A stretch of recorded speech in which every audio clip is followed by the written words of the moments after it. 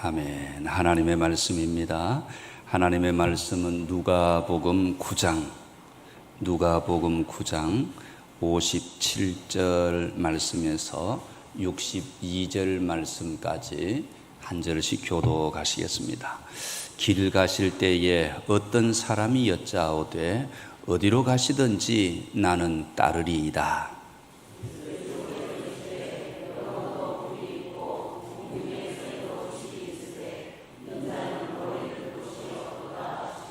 또 다른 사람에게 나를 따르라 하시니 그가 이르되 나로 먼저 가서 내 아버지를 장사하게 허락하옵소서.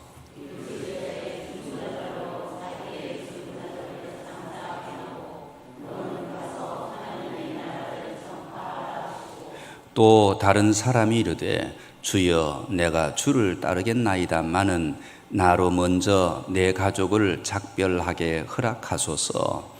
예수께서 이르시되 손에 쟁기를 잡고 뒤를 돌아보는 자는 하나님의 나라에 합당하지 아니하니라 하시니라.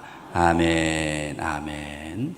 그래도 이 길을 가시겠습니까? 라는 제목으로 말씀을 나누려고 합니다. 우리 서로 인사부터 하시겠습니다. 용서 사랑의 시작입니다. 인사하겠습니다.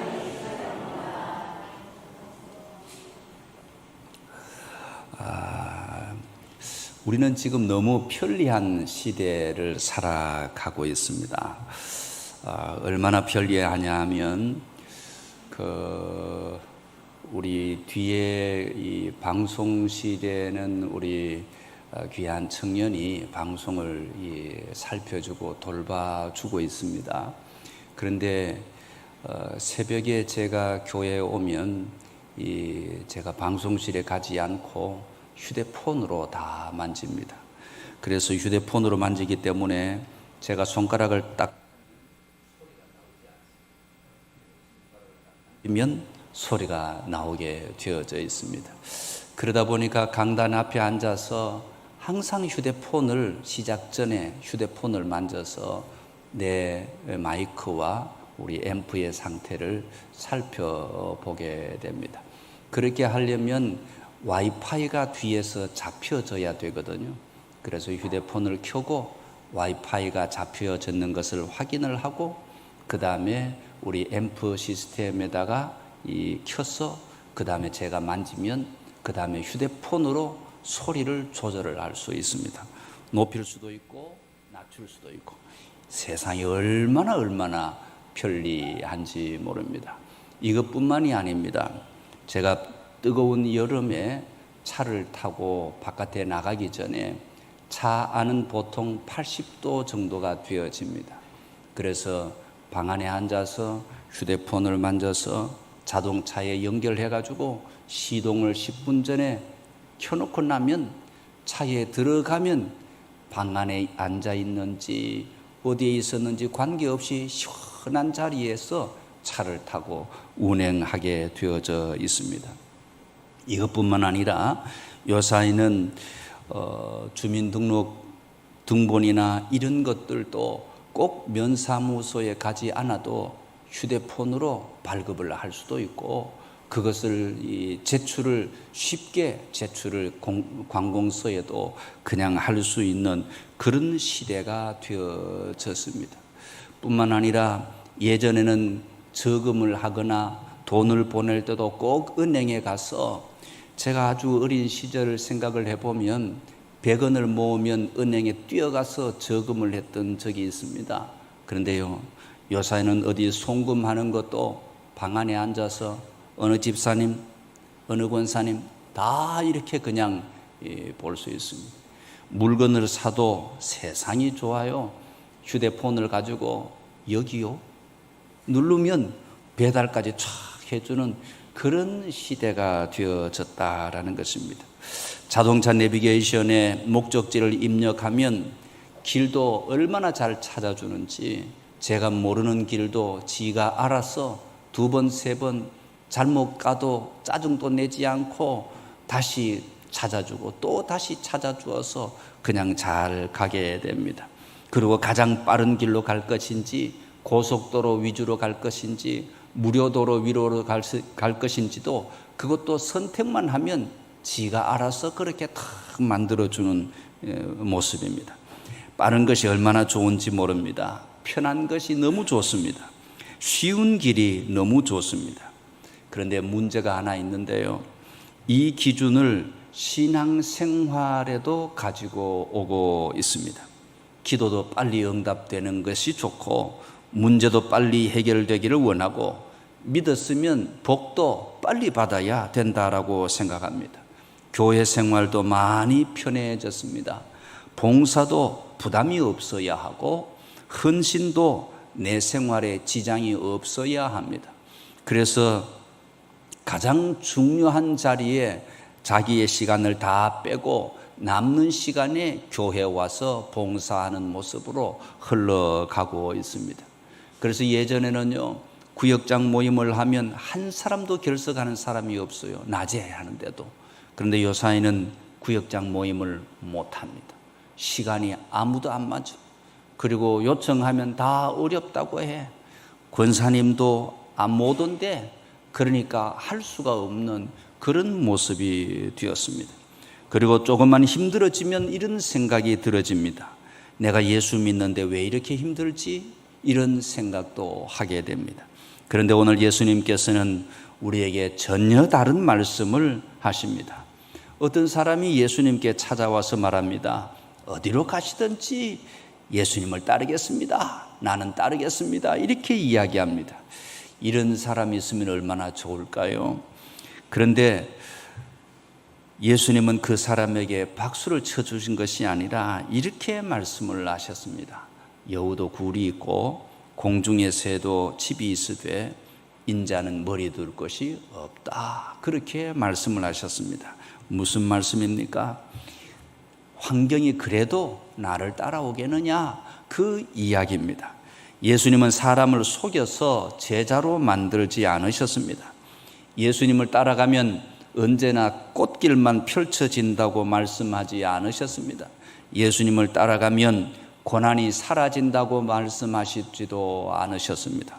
왜냐하면 얼마 지나지 아니하면 골고다 언덕을 가야 되고 십자가를 짊어져야 가는 길이 예수 그리스도의 길이었기 때문에 그렇습니다. 마태복음 7장 14절에서 생명으로 인도하는 문은 좁고 길이 협착하여 찾는 자가 적다. 이렇게 말씀하셨습니다. 그렇다면 오늘 우리 자신에게도 물어볼 필요가 있겠죠.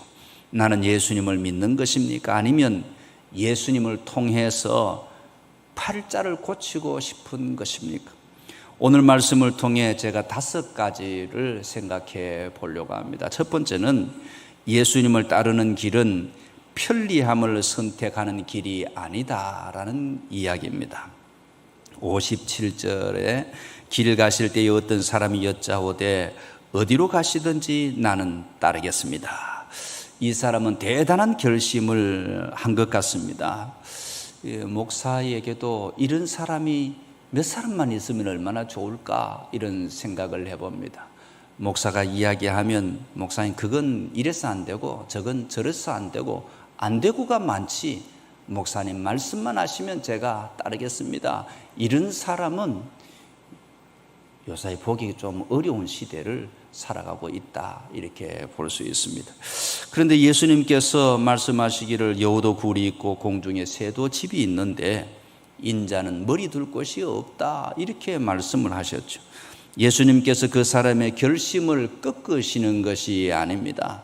제자의 길이 무엇인지를 정확하게 이야기해 주시고 있는 것입니다. 나를 따라오려거든 네가 생각하는 것하고 다를 수가 있다. 너는 지금 팔자 펴려고 오고 있지? 그런데 나를 따라오려는 것은 그것하고 좀 다를 수가 있다. 그 이야기를 합니다. 편안함을 보장할 수 없고 때로는 너는 포기해야 할 것도 많다. 그래도 따라오겠냐? 사랑하는 성도 여러분, 우리가 반드시 기억해야 할 것이 있습니다. 예수 믿는 것은 예수님을 이용해서 내가 원하는 인생을 만들어가는 것이 아니다라는 것입니다. 예수 믿는 것은 내 인생을 예수님께 맡기는 것입니다. 우리는 자꾸 이렇게 기도합니다. 주님, 내가 오늘 무엇을 하려고 하는데 그것을 복 주십시오. 그게 잘 되게 해 주십시오. 내가 계획하는데 예수님 와서 길도 펴주시고 문제도 풀어주시고 내가 가면 그냥 꽃길만 되도록, 내가 걸어가면 길이 아무런 어려움 없이 쫙 열려가도록 하나님께서 내려오셔서 앞에는 길도 열어주시고 길도 닦아주시고 청소도 해주시고 문제도 풀어주시고 나는 그 길을 애헴하고 걸어가겠습니다. 그렇게 내가 예수를 믿겠습니다. 여러분, 생각보다 그리스도인들이 대부분 그렇게 기도하고 있다라는 것입니다. 한평생 예수 믿어도 우리의 기도의 소원들이 대부분 그렇게 흘러가고 있더라라는 것입니다. 그러나 성숙한 믿음은 기도가 다르다라는 것입니다. 주님이 원하시는 길로 나를 인도해 주십시오. 주님께서 기뻐하시는 길로 나를 인도해 주십시오. 나를 써 주십시오. 나를 도구로 써 주십시오. 험한 자리든지 불편한 자리든지 고난의 자리라든지 아무도 가지 않는 곳이라도 주님이 원하시면 나를 그곳에 사용해 주십시오. 이게 정말 성숙한 그리스도인들의 기도다라는 것입니다. 이 두 가지가 아주 비슷한 것 같지만 첫 번째 기도는 자기가 완전히 주인이 되어서 하는 기도이고, 두 번째는 하나님이 주인이 되어지는 그런 기도다라고 볼 수 있습니다. 그러니까 첫 번째는 길과 목적을 다 자기가 정해놓고 달려가는 것이고, 두 번째는 하나님이 정해놓은 자리에 묵묵히 충성하며 봉사하며 헌신하는 자리다라는 것입니다. 이것이 바로 제자의 기도입니다. 예수님께서는 누가복음 9장 23절에 말씀하시기를 아무든지 나를 따라오려거든 자기를 부인하고 날마다 자기 십자가를 지고 나를 따라야 한다, 그렇게 말씀합니다.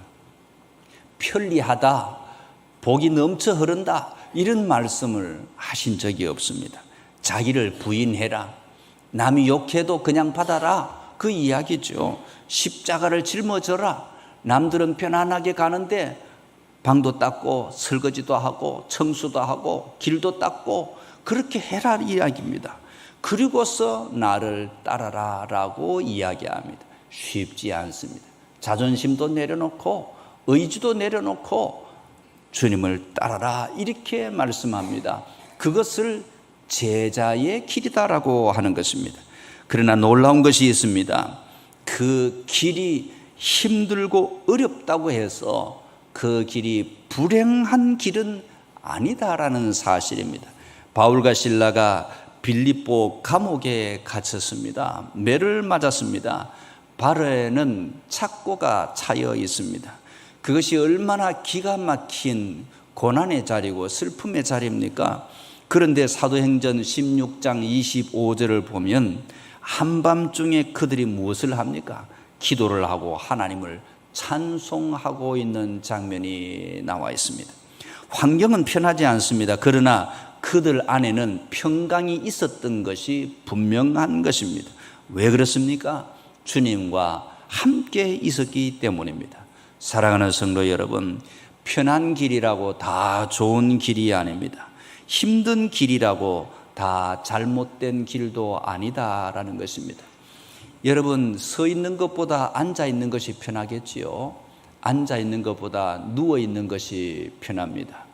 그런데 한 달만 그냥 누워 있어 보십시오. 그 다음에 걷지도 못합니다. 젊고 나이가 많고 필요 없어요. 한 달만 꼼짝 안 하고 누워 있으면 그 다음에 못 걷습니다. 젊어도 똑같습니다. 그러니까 편한 것이 좋은 것이 아니라니까요. 걷고 힘들어도 일하고 노동하고 신경 쓰고 그것이 꼭 나쁜 것이 아닙니다. 그것이 우리가 살아있는 증거가 되고 살아있는 힘이 되고 능력이 되어질 수 있다라는 것입니다. 그래서 가정에서도 일 안 하고 노는 것만 좋은 것이 아니다라는 부분을 이야기하는 것입니다. 중요한 질문은 이것입니다. 이 길에 주님이 계시는가? 주님이 계시다면 조금 힘들어도 가는 것입니다. 주님이 기뻐하신다면 조금 손해를 보아도 가는 것이 필요하다라는 것입니다. 세상 사람들이 이해하지 못해도 가야 하는 것입니다. 편한 길보다도 주님이 계신 길을 선택하는 성도들이 되어지시기를 축복합니다. 두 번째, 예수님을 따르려면 내려놓아야 할 것이 있습니다. 좁은 길을 가기 어려운 이유가 무엇일까요? 길이 좁아서만은 아닙니다. 우리가 너무 많은 것을 들고 있기 때문입니다. 최근에 제가 이 땅을 한번 사려고 했어요. 이제 영산교회 그 위쪽에 한 1200평 정도의 땅이 있었어요. 그 대지가 있고 또 밭이 있고, 그런데 그 땅이 다 좋은데 길도 되어져 있는데 이 앞에 있는 앞집에서 옛날부터 만들어져 있는 처마가 길 중간까지 쭉 나와 있어요. 법적으로는 그게 들어가야 정상이지만 그렇지만 그 지역에 토배기가 내 눈에 흙이 들어오기 전에는 절대로 안 된다 하는 분이 있습니다. 그래서 승용차는 마음껏 올라가지만 교회 봉고차는 올라가지만 봉고차보다 높은 차는 못 올라갑니다. 그러니까 그 땅이 지금까지 안 팔려서 제가 그것을 사려고 깜짝깜짝 하다가 지난달에 놓쳤어요. 다른 데보다 땅이 너무 사서 그걸 하면 농사도 짓고 집도 지어도 되겠다 생각을 했는데 그만 놓쳐버렸습니다. 할렐루야. 길이 좁으면 문제가 있다라는 것입니다. 그 좁은 길에 내가 포크레인이라도 가고 좀 큰 것이라도 이사라도 하고 이렇게 가면 그 길로 못 올라가니까, 아니면 그 길에 가려면 돌아서 1시간이나 돌아서 가면 길은 있는데 산 위로 넘어서 들어가야 하니까 그렇게 함부로 잡기가 어렵다. 그렇다고 지역 사람하고 싸워가면서 만들고 싶지는 전혀 않았기 때문에 결국은 그것을 내어놓고 그 자리를 포기하게 되었다라는 것입니다. 사랑하는 성도 여러분, 좁아서 못 가는 것이 아니라 내가 가지고 있고 내가 더 무거운 것을 많이 가지고 있기 때문에 그 길을 갈 수 없었다라는 것입니다. 그래서 히브리서 12장 1절에는 이런 말씀합니다. 모든 무거운 것과 얽매이기 쉬운 죄를 벗어버리고 인내로서 우리 앞에 당한 경주를 하며, 달리기를 하는 사람이 등에 짐을 지고 있으면 1등할 수가 없는 것이죠. 빨리 가려면 다 내려놓아야 하는 것입니다. 신앙도 그렇습니다. 우리가 주님을 따라가면서 너무 많은 것을 붙잡고 있으면 달려가기가 쉽지 않습니다. 체면을 붙잡습니다. 자존심을 붙들고 있습니다. 물질을 붙들고 있습니다. 성공을 붙들고 있습니다. 과거의 상처를 붙잡고 있습니다. 미움을 붙잡고 있습니다. 그러면서 주님을 따라가겠습니다라고 이야기합니다. 그랬을 때 주님은 이렇게 말씀하시더라고요. 그것 다 내려놓아라. 그것 내려놓아라. 그래야 따라갈 수가 있다라고 이야기합니다. 그런데 우리는 이야기합니다. 주님, 이것만은 안 됩니다. 얼마나 이상합니까? 주님을 따르겠다면서 주님께서 내려놓으라라고 하는 것을 붙들고 있으니까 주님을 따를 수 있겠느냐라는 이야기입니다. 성경에 예수님이 이야기하신 부자 청년을 보십시오. 그가 예수님께 찾아와서 묻습니다. 선생님, 내가 무슨 선한 일을 하여야 영생을 얻을까요? 라고 물었습니다. 예수님께서 그의 심중을 정확하게 아시고 그의 깊은 것을 만졌습니다. 재물이 그에게는 우상이 되어져 있었던 것입니다. 그래서 마태복음 19장 22절 말씀에 보면 그 청년이 재물이 많으므로 이 말씀을 듣고 근심하여 갔다, 그렇게 이야기하는 장면이 있습니다. 그 사람이 돈이 많았던 것이 문제입니까? 아닙니다. 돈이 그 사람의 마음을 붙잡고 있었던 것이 문제였다라는 것입니다. 여러분, 신앙인은 돈을 버리는 것이 신앙, 그게 아닙니다. 성공하지 못하는 것이 신앙이다, 그것도 아닙니다. 좋은 집에서 살면 믿음이 없는 것인가, 그것도 아닙니다. 문제는 이것입니다. 그것이 하나님보다 더 중요해져 있는가, 하나님이 뒤를 닦아줘야 하는 그런 자리인가라는 이야기입니다. 무엇인가를 잃으면 하나님께 원망이 돌아가고 있다고 한다면 이미 그것이 우상이 되어져 버렸다라는 이야기입니다. 그러므로 때로 하나님께서 우리에게 물으십니다. 그것 없어도 나를 사랑할 수 있겠냐? 너 자존심 좀 뭉거져도 나를 사랑할 수 있겠냐?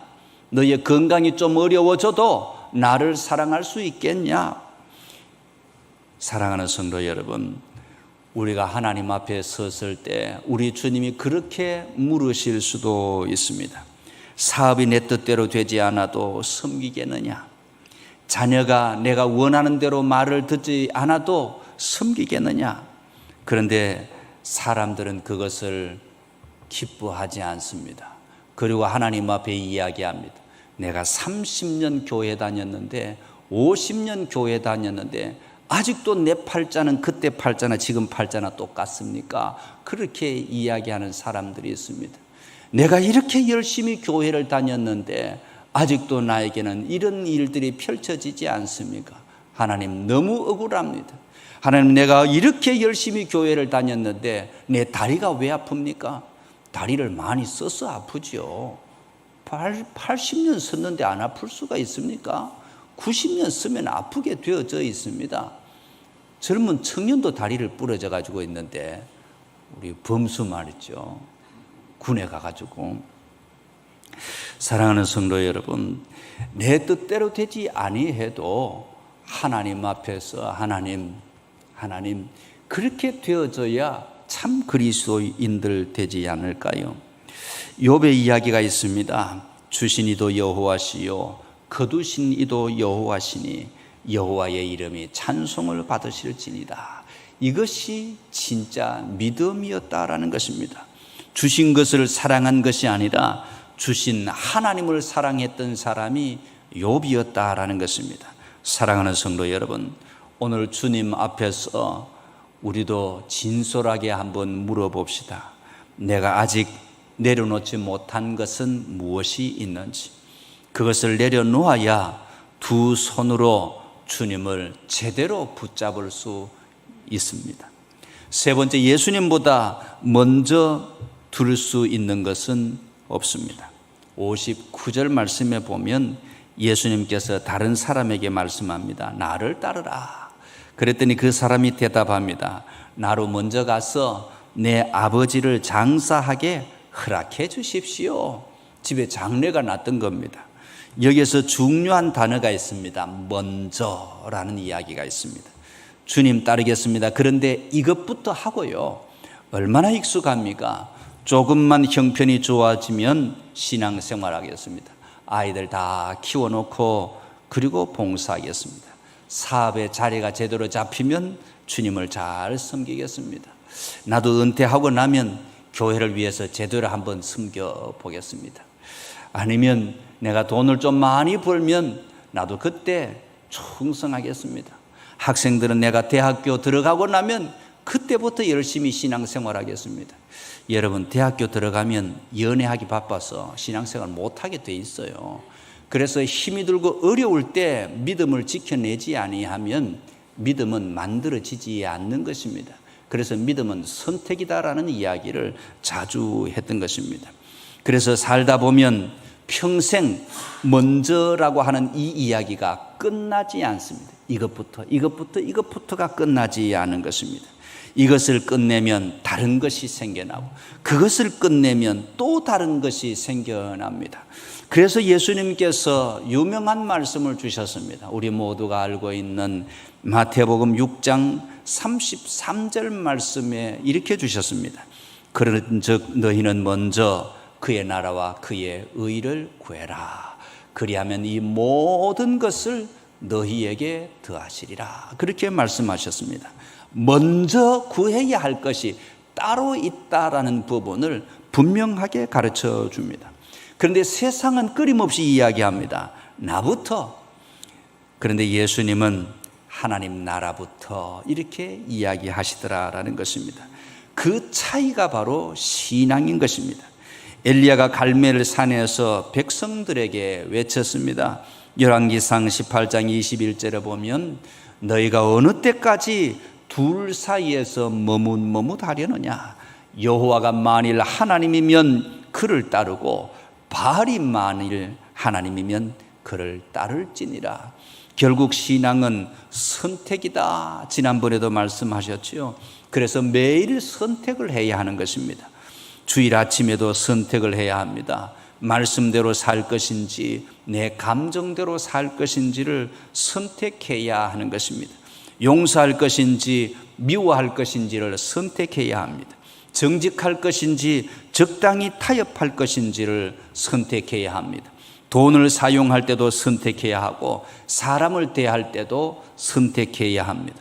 교회 속에서 섬기며 봉사하며 헌신하는 자리도 매일매일 선택해야 될 때가 있습니다. 다른 것이 먼저, 더 좋아 보이는 것이 먼저 나에게 다가올 수 있기 때문에 그렇습니다. 그래서 부산 풍성한 교회 목사님은 이런 말씀을 하셨습니다. 뒤를 돌아볼 수 있는 것을 다 지워버렸다. 그래야 앞으로 나아갈 수 있었다. 이런 이야기를 합니다. 자격증이나 이런 것을 가지고 있으니까 늘 딴 생각이 자꾸 떠오르더라는 겁니다. 그래서 그걸 다 던져버리고 없애버리고 나서 그래서 오직 한 길을 향하여 갈 수 있었다라는 이야기를 했습니다. 여호수아가 백성들에게 이야기하죠. 너희가 섬길 자를 오늘 선택해라. 그리고 선언합니다. 오직 나와 내 집은 여호와를 섬기겠노라. 사랑하는 성도 여러분, 오늘 우리도 선언해야 합니다. 주님이 먼저입니다. 내 성공보다도 주님이 먼저입니다. 내 자존심보다도 주님이 먼저입니다. 내 계획보다도 주님이 먼저입니다. 내 편안함보다도 주님이 먼저입니다. 이 믿음이 우리 안에 분명하게 되시기를 축복합니다.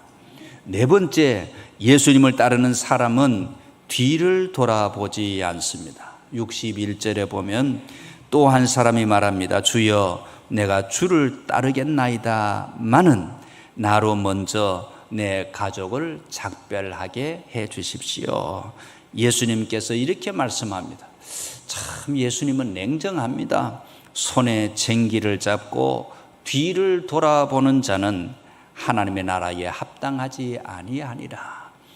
구실이 많으면 하나님의 나라에 합당하지 않다라고 분명하게 선언해 주십니다.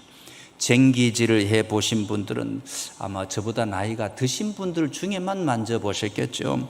이 말씀이 무엇인지 금방 이해할 수 있습니다. 쟁기는 알아요 혹시? 이게 쟁기가 모르죠. 앞에 소 2마리에다가 뒤에다가 붙여가지고 발로 확 밟고 이리야 하고 가면 이제 땅을 가는 것을 쟁기라고 그러죠. 요사이는 트랙터가 있어서 다 편리한 세상이지만, 그래서 쟁기를 잡고 있다라는 것은 쟁기를 콱 잡았는데 뒤를 돌아봐 가지고 소가 잘못 가거나 다르게 가면 뒤집어져서 다칠 수도 있기 때문이다라는 겁니다. 그래서 쟁기를 잡고 밭을 갈 때는 어디를 봐야 합니까?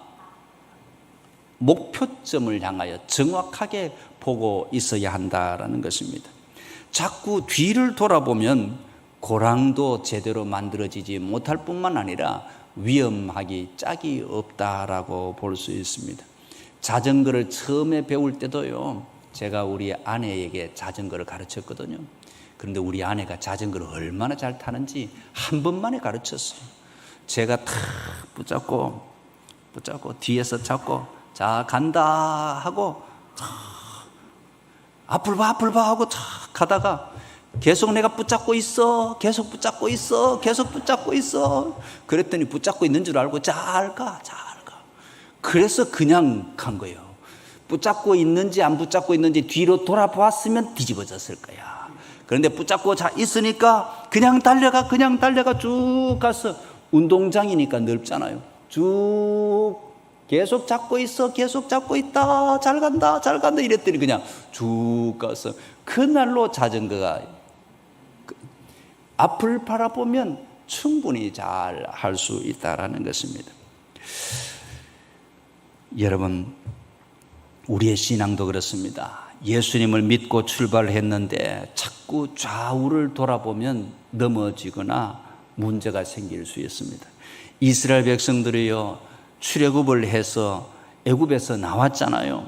430년의 종살이를 하고 해방이 되어진 것입니다. 그러다가 우여곡절 끝에 홍해까지를 지났습니다. 이제는 애굽의 군대는 더 이상 추격이 불가능합니다. 그런데 광야에 가니까 힘들어지기 시작합니다. 이제는 애굽의 군대가 안 쫓아오니까 이제 죽음의 위험은 없는데, 그럼에도 불구하고 광야에는 힘이 들고 어렵습니다. 힘이 들고 어려우니까 어떤 이야기가 나왔을까요?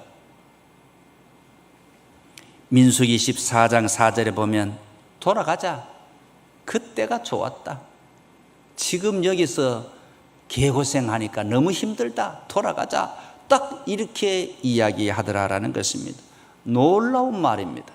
노예에서 해방시켜 놓았더니 다시 노예 생활로 돌아가자라고 하는 이야기입니다. 왜 그렇습니까?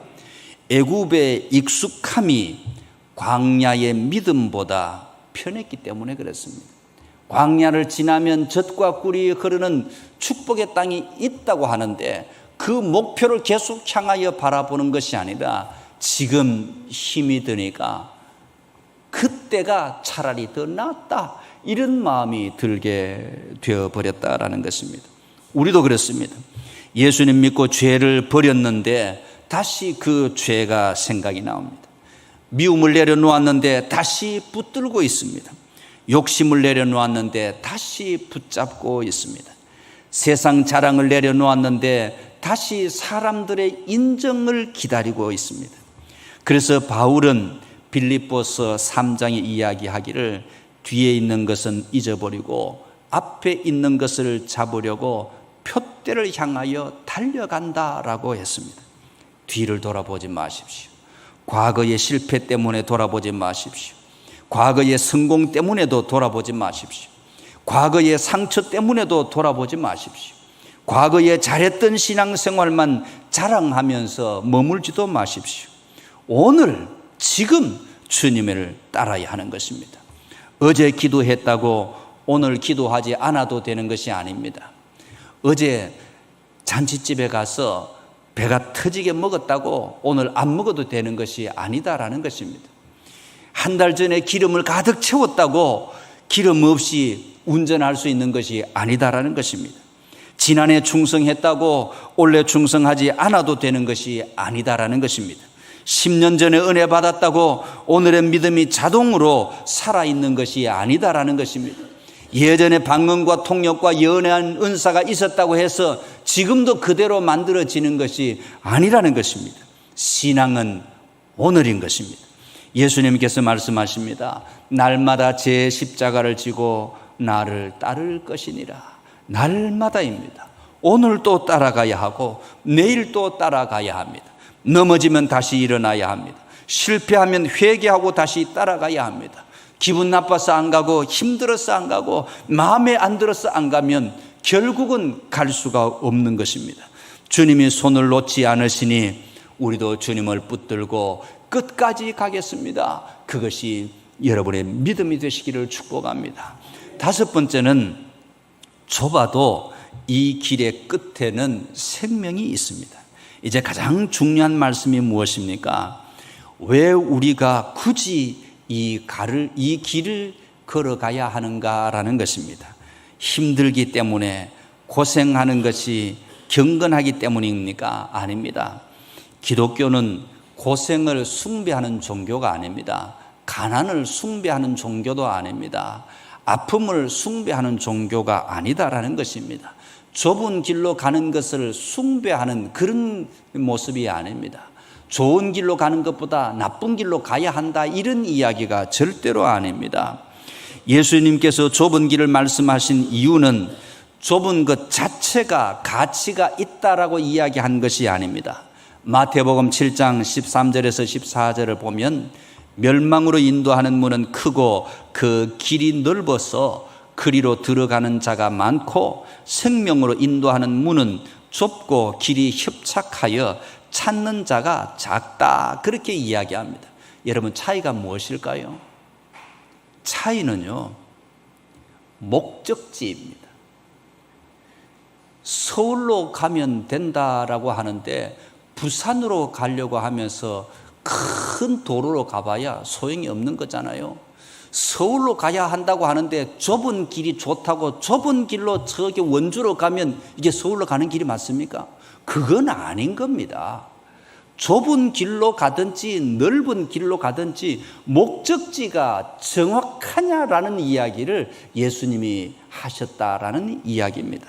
넓은 길의 끝에는 멸망이 있었습니다. 좁은 길의 끝에는 생명이 있었습니다. 그러면 어디로 가야 합니까? 좁은 길로 가야 하는 것입니다. 넓은 길의 끝에 생명이 있으면 당연히 넓은 길로 가는 것이 정상이다라는 것입니다. 기독교는 가난을 숭배하는 종교가 아닙니다. 가난해야 된다, 청빈해야 된다, 이런 이야기를 너무너무 많이 하는데 사실은 그것 자체가 목표가 아닙니다. 세상이 잘못 오해하고 있는 것이 너무너무 많아요. 기독교인은 가난해야 된다. 아니요. 가난해야 되는 것이 아니라 목적지가 어딘가가 분명해야 하는 것입니다. 어디로 가고 있는지, 영원한 하나님의 나라, 하나님이 기뻐하시는 그 길을 향하여 가야 하는 것인지, 그 길이 좁으면 좁은 대로, 힘들면 힘든 대로, 어려우면 어려운 대로, 아니 고속도로면 고속도로라도 그 길의 마지막이 하나님께로 향하여 있다고 한다면 그 길을 가는 것이 바르게 가는 것이다라고 이야기하는 것입니다. 그래서 끝을 바라보고 달려가는 것입니다. 잠언서 14장 12절 말씀에 어떤 길은 사람이 보기에 바르지만 필경은 사망의 길이니라. 처음에는 좋아 보입니다. 그래서 다들 그쪽으로 갑니다. 쉽고 편합니다. 사람들이 박수를 칩니다. 그런데 그 끝이 어딥니까? 그것을 보아야 합니다. 반대로 주님의 길은 때로 힘들 수도 있습니다. 용서하는 것이 쉽습니까? 어렵습니까? 그래서 좁은 길이다라고 이야기하는 것입니다. 정직하게 사는 것이 손해처럼 보일 때가 많이 있습니다. 주의를 지키는 것이 부담스러울 때도 많이 있습니다. 봉사하고 섬기는 것이 힘들고 어렵게 여겨질 때도 많이 있습니다. 사랑하는 성도 여러분, 좁은 길을 잘 걸어서 구원받는 것이 아니다라는 부분을 제가 분명히 말씀을 드립니다. 착하게 살아서 구원받는 것이 아닙니다. 십자가를 많이 져서 구원받는 것도 아니고 헌금을 많이 해서 교회에 오래 다녀서 구원받는 것도 아닙니다. 구원은요, 하나님의 은혜인 것입니다. 에베소서 2장 8절에 너희는 그 은혜에 의하여 믿음으로 말미암아 구원을 받았으니 이것은 너희에게서 난 것이 아니요 하나님의 선물이다라고 하셨습니다. 오늘 저와 여러분들이 예수 그리스도를 구주로 영접하게 되어진 것은 하나님의 선물인 줄로 믿으시기를 축복합니다. 요한복음 10장 9절 말씀에 내가 문이니 누구든지 나로 말미암아 들어가면 구원을 받고, 예수님이 문입니다. 예수님이 길입니다. 요한복음 14장에 내가 곧 길이요 진리요 생명이니 나로 말미암지 않고는 아버지께로 올 자가 없느니라 하셨습니다. 좁은 길을 걸어서 예수님께 가는 길이 아닙니다.